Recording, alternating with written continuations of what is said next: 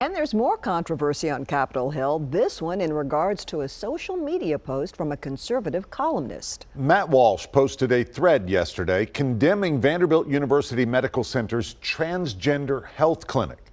News Channel 5's Chris Davis is looking into this for us, and he's going to break it down. And we know this is a sensitive topic just to start with. No doubt about it, Rory. Well, Walsh's critiques really focus in on transgender procedures and treatments given to children under the age of 18 at Vanderbilt. Within a matter of minutes, lawmakers shared the tweet thread calling for new legislation to block this kind of activity altogether.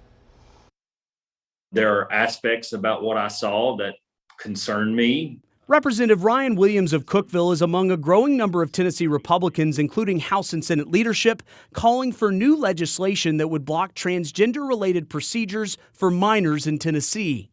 Your sex at birth is your biological sex. And so I think the concern that many of my colleagues have are like that and what this might mean to Tennessee's youth.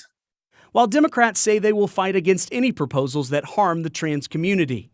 And we're not going to leave you by yourself. We're going to defend you to the end, and we're going to make sure that we don't have bad legislation to pass that hurts any minority or marginalized communities. This all stems from a Twitter thread from conservative columnist Matt Walsh, who posted videos showing Vanderbilt officials warning that their employees objecting to conducting these type of procedures would be problematic. But in a lengthy statement to News Channel 5, Vanderbilt University Medical Center says they allow any employee to decline to participate if it goes against their beliefs.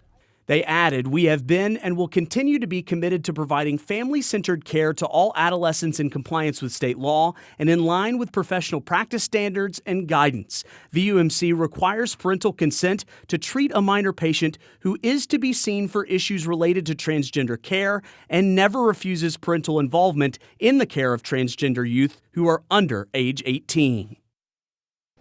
Now, meanwhile, Tennessee's new Attorney General tells News Channel 5 they will look into these allegations from Matt Walsh, saying that he will use the full scope of his office to look into all of this and make sure it's in compliance with Tennessee law. We said earlier this just exploded so quickly, but do we have any reason to believe that Vanderbilt could be breaking the law?